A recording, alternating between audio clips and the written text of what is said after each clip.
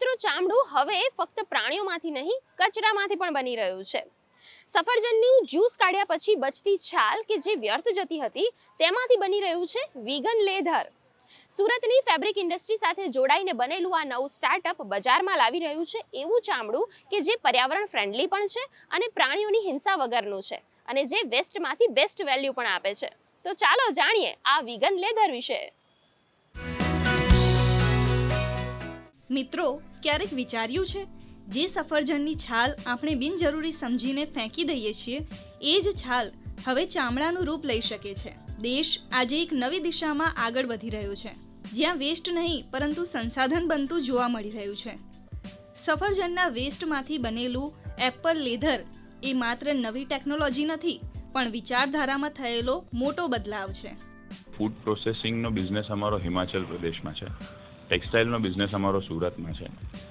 Food પ્રોસેસિંગના અમારા બિઝનેસમાં અમારું 1500 મેટ્રિક ટનનું એપલ સ્ટોરેજ છે અને સાથે અમારી 4.5 લાખ લીટર કેપેસિટીની જ્યુસ પ્રોસેસિંગ લાઇન છે. એ જ્યુસ પ્રોસેસિંગ લાઇનમાં અમારું લગભગ એપલનું જ્યુસ કાઢ્યા પછી જે એપલનું વેસ્ટ હોય છે, જેને આપણે છોતરા કહીએ અથવા તો ડ્રાય હમ્પ કહીએ અથવા તો એને સ્કિન કહીએ, એ જે વેસ્ટ છે તેનું પ્રમાણ ખૂબ જ બહોળા પ્રમાણમાં હતું.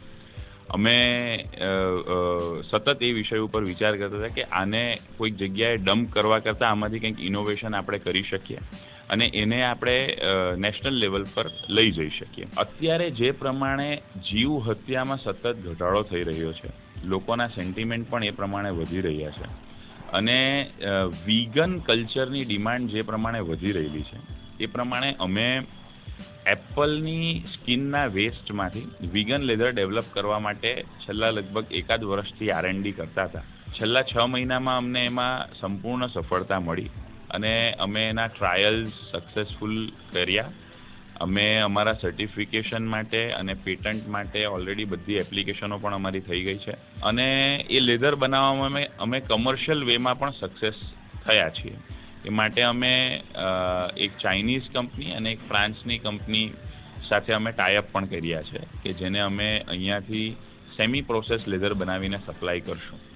પરંપરાગત પ્રાણીજન્ય ચામડું વર્ષોથી મજબૂતી અને ટકાઉપણાનું પ્રતીક રહ્યું છે, પરંતુ એની કિંમત છે પ્રાણીઓનું બલિદાન, પાણીનો અતિ ઉપયોગ અને ભારે કેમિકલ પ્રોસેસિંગ. એપલ લેધર વૈજ્ઞાનિક પ્રક્રિયા દ્વારા તૈયાર થાય છે, જ્યાં સફરજનની છાલને ફાઇબર અને બાયોબેઝડ મટીરિયલ સાથે જોડીને ચામડાની જેમ મજબૂત બનાવવામાં આવે છે.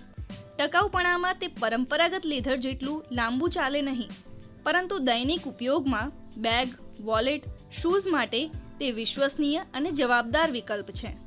वीगन लेदर एक नए और रिस्पॉन्सिबल चॉइस के ऑप्शन में सामने आ रहा है.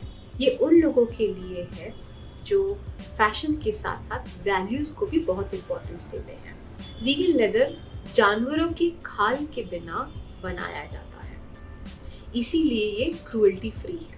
इसमें मॉडर्न मटेरियल यूज होते हैं, इसीलिए ये लाइट वेट, अफोर्डेबल और ड्यूरेबल है और मेंटेनेंस भी बहुत कम मांगता है. क्लीनिंग भी आराम से हो जाती है. आज के टाइम में नए प्लांट बेस्ड ऑप्शंस भी निकलते आ रहे हैं, जैसे मशरूम है, पाइनएप्पल की लीव्स हैं, या एप्पल का वेस्ट है, या मैंगो के पल्प से बनता है. वीगन लेदर का फोकस एक्सेसिबिलिटी, एथिक्स और कॉन्शियस कंजम्पशन है. फैशन का फ्यूचर सिर्फ अच्छा दिखने में नहीं, एक अच्छी सोच रखने में भी है. ભારત જેવા વિશાળ વસ્તી ધરાવતા દેશમાં જ્યાં દરરોજ ટન્સથી વધુ ફૂડ વેસ્ટ ઉત્પન્ન થાય છે, ત્યાં એપલ લેધર જેવી ટેકનોલોજી ક્રાંતિ સમાન છે. જ્યાં એક તરફ આપણે પ્રાણીઓનું રક્ષણ કરીએ છીએ, ત્યાં બીજી તરફ કચરાને મૂલ્યવાન ઉત્પાદનમાં ફેરવીએ છીએ. આ છે સાચો વિકાસ. વીગન લેધર છે એ કોઈ પણ છોડમાંથી બનાવવામાં આવે છે અથવા તો ફળમાંથી બનાવવામાં આવે છે. તો એક રીતે આપણે સંપૂર્ણ રીતે બધા જ સંસાધનોનો ઉપયોગ કર્યો કહેવાય. બીજી વસ્તુ કે તેના માટે આપણે કોઈ પણ પશુને હાનિ નથી પહોંચાડતા. જે રિયલ લેધર બજારમાં મળે છે તેમાં પશુઓને નુકસાન તો થાય જ છે, પણ રિયલ લેધર બનાવવા માટે પર્યાવરણનું પણ ઘણું બધું નુકસાન થાય છે. જ્યારે વીગન લેધર પણ પ્રોસેસિંગથી જ બને છે, પણ તેમાં થતું પ્રોસેસિંગ છે એ રિયલ લેધરની સાપેક્ષે ઘણું ઓછું છે. વીગન લેધર એટલે કચરામાંથી સર્જન.